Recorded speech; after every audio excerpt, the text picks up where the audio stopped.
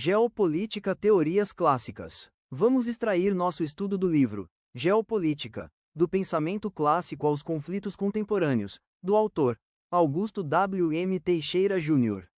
Editora Intersaberes. É possível questionar a geopolítica e descobrir de onde surgiu esse tipo de conhecimento? A resposta é simples: da ciência geográfica. Segundo o geopolítico Colin Flint, expondo dois significados para explicar o que é geografia, ele diz que um é um estudo daquilo que torna os lugares únicos, e além disso, tem o objetivo de conectá-los e interagi-los. 2. Outra perspectiva ressalta que a geografia se dedica ao estudo da distribuição espacial das ações humanas. Para mostrar que a geopolítica tem raízes na geografia, é importante esclarecer que, embora hoje seja considerada uma disciplina acadêmica fruto da interação entre geografia, história e ciência política, sua origem está na geografia humana. O controle e o uso do espaço proposto pela geopolítica tem representação mediante projeção de poder em distintas dimensões: ar, terra e mar. O ambiente terrestre constitui o foco da reflexão geopolítica em toda a sua abrangência e complexidade, desde os primeiros estudos de Frederick Hatzel até a geopolítica formal desenvolvida por Johann Rudolf Kjellén e Karl Rauschofer. Progressivamente, o mar se torna uma segunda dimensão de interesse na geopolítica e na estratégia. Em terceiro lugar, o ar é incorporado às dimensões anteriores, passando a ser também um objeto de estudo da geopolítica e da geoestratégia. Agora estudaremos teoria do poder marítimo. Iniciamos nossa teoria com o almirante estadunidense Alfred Thayer Mahan.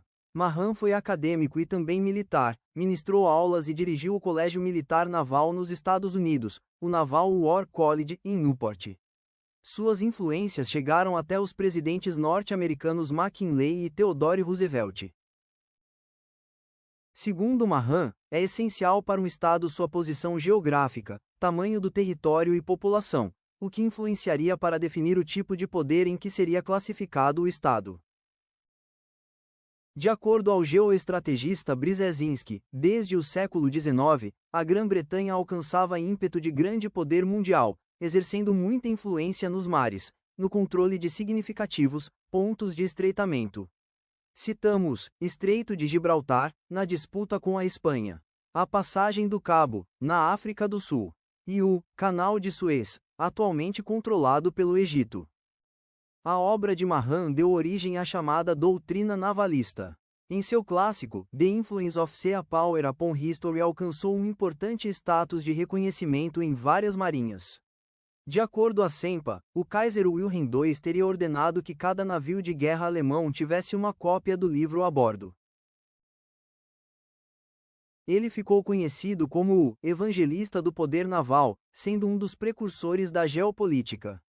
Conforme Castro, sua teoria do poder marítimo era baseado em fato historicamente comprovado, que o controle dos mares para os meios comerciais e militares sempre teve êxito em todas as guerras desde o século XVII. A Inglaterra seria o maior exemplo da teoria de Mahan ao se tornar potência marítima apesar da reduzida expressão territorial. A insularidade natural favoreceu essa condição, já que, para ele, o mar era visto como espaço de circulação e comunicação, permitindo o comércio entre regiões, mobilidade e projeção de poder, superando limites geográficos do poder terrestre. O almirante Mahan é considerado um dos pioneiros da geopolítica. Mesmo sendo reconhecido principalmente como estrategista naval e geoestrategista, ele também contribuiu de forma significativa para o desenvolvimento da disciplina geopolítica. Suas ideias influenciaram pensadores que usaram suas afirmações sobre o poder marítimo para contrapor a teoria do poder terrestre, como o geógrafo e cientista político de grande influência nos Estados Unidos, Nicholas J. Spykman. Teoria do poder terrestre. Embora o sueco Rudolf Kjellén seja reconhecido por criar o termo geopolítica, foi Halford Mackinder quem deu uma das maiores contribuições à área, com a formulação da teoria do Heartland em 1904, apresentada em conferência na Real Sociedade Geográfica de Londres. Mackinder, professor e político britânico, usou seu prestígio para difundir a teoria, que se tornou um marco no pensamento geopolítico. De acordo a questões do seu tempo, e frequentes ameaças do poder ultramarino, o surgimento de uma frente trabalhista operária e o desenvolvimento da indústria, a aristocracia que estava baseada na agricultura, se viu ameaçada. Havia a intimidação da hegemonia francesa no continente, no início do século XIX, o qual teve papel essencial na reconstrução da Europa. Já na segunda metade do século, sob a liderança de Otto von Bismarck, a Alemanha se tornou um império nacional unificado e a Rússia imperial tratariam de se opor à hegemonia britânica. Conforme Mackinder, ele via a Rússia como uma possível rival de longo prazo, porém com uma iniciativa diferente da Grã-Bretanha que atacava pelo mar, esta atacaria via terrestre. Seus argumentos eram de que além da disputa entre Grã-Bretanha e Rússia, entraria no páreo a Alemanha, situada no centro europeu, iniciou uma corrida naval em 1890. Em seu artigo apresentado em 1904, The Geographical Pivot of Story, Mackinder chocou os geógrafos ao trazer uma abordagem difícil de ser aceita para aquela época. A Europa Ocidental não seria o centro do palco para a tomada de poder e a anexação e construção dos Estados nacionais. Seu ponto impactante de observação seria uma avaliação profunda da Ásia em sua expansão terrestre e dominante não só na Europa, mas no mundo todo. Mackinder foi bastante influenciado pelo pensamento de Mahan. A política global estava interconectada e fazia parte de um sistema fechado. Naquela época, em 1904, certas expressões como liberalismo, livre comércio, comércio global, entre outras já eram bastante usadas. Ele mesmo chamou esse período de época colombiana, fazendo referência à precedência de Colombo na descoberta do Novo Mundo. Seria um encontro do mundo ocidental europeu pelos mares, contra a massa de expansão territorial euroasiática do Império Russo. Para Mahan, o mar seria a vantagem da mobilidade. Para Mackinder, a tecnologia estava importante para o meio logístico, também o automotivo, a expansão das ferrovias e outros inventos humanos, o que levariam a vantagem para o meio terrestre. Outro pilar de grande importância na teoria de Mackinder é a rivalidade entre o oceanismo e continentalismo. Baseado na história, ele verificou que desde o tempo das cidades-estado gregas até seu tempo, via-se a rivalidade entre os dois poderes, marítimo e terrestre. O crescente conflito anglo-germânico, referente às tensões entre Inglaterra e Alemanha, o qual eclodiram na Primeira Guerra Mundial, após um longo período napoleônico, colocava dúvida a hegemonia da Grã-Bretanha entre as grandes potências.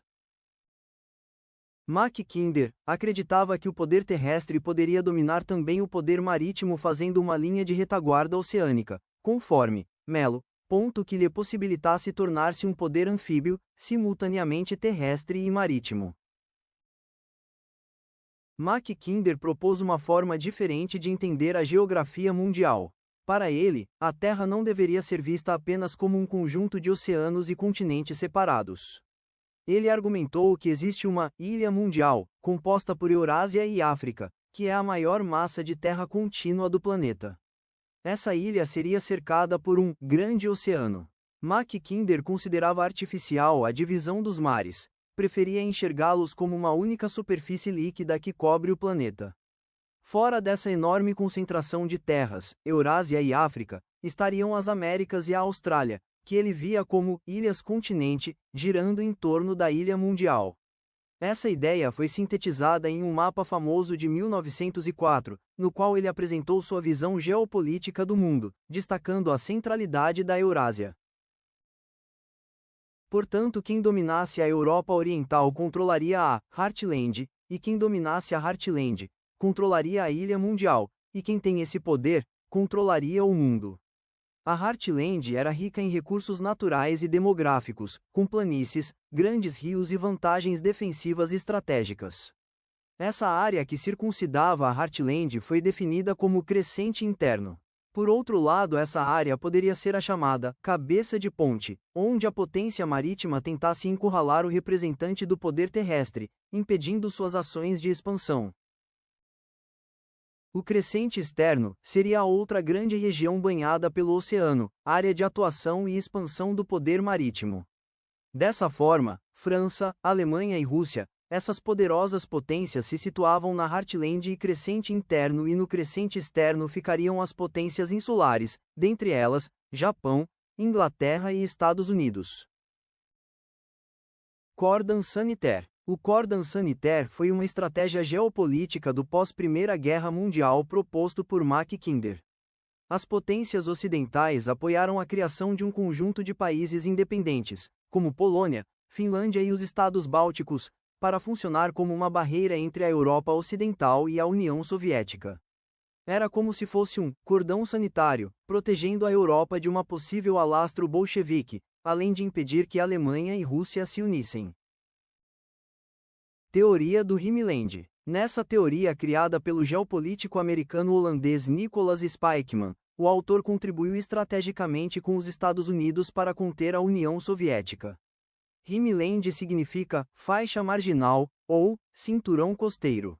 Esta seria como uma resposta à teoria de Heartland de Mackinder, dizendo que a vantagem estratégica era no poder marítimo e não poder terrestre. Para o pensamento de Mahan, o qual a posição geográfica no globo e isolacionismo teria influenciado os Estados Unidos, Nicholas Spykman era contra essa estratégia. Para ele, o que faria diferença seria a vontade e as ações dos indivíduos equilibrando o poder. Para Spykman, o isolamento não seria sinônimo de segurança para proteger os Estados Unidos de ataques internacionais, como podemos ver no ataque japonês a Pearl Harbor em 1942 e a seguinte declaração de guerra da Alemanha contra os Estados Unidos. Ele entendia que os limites estabelecidos pela geografia para afirmar o poder, agora estavam em xeque devido aos avanços da tecnologia. A propulsão a vapor aumentou a velocidade dos navios de guerra, e as ferrovias ampliaram a logística. A aviação militar, com caças e bombardeiros, elevou a projeção de poder a outro patamar. O uso de porta-aviões mostrou uma nova forma de poder nacional, agora sob a forma anfíbia. Spykman apresentou por meio da fisiografia uma nova preocupação para os Estados Unidos. Ele dividiu a distribuição terrestre do globo através de cortes em hemisférios. Para ele, as duas maiores massas terrestres, Eurásia e América do Norte, situavam-se no hemisfério norte, boreal. Enquanto Mackinder reforçava Harland como o centro do globo terrestre, nessa nova projeção a região ártica deixa uma dúvida perturbadora: a proximidade das terras eurásias com a América do Norte, provocando um terrível revés na tese isolacionista. As estratégias geopolíticas deveriam ser revistas, pois colocavam os Estados Unidos em perigo. Era necessária sua participação, pois estava em jogo o equilíbrio de poder, sua segurança e além de ser um condicionante geográfico. Spykman acreditava que o poder mundial estava concentrado no Rhineland, às bordas da Eurásia. Se uma potência hostil conseguisse controlar essas áreas, Europa Ocidental, Oriente Médio e Ásia Oriental, poderia haver um cerco, onde ele chamou atenção para o risco do cerco, do novo pelo velho mundo. Obrigado por assistir. Se você gostou, deixe seu like e se inscreva no canal. Até mais!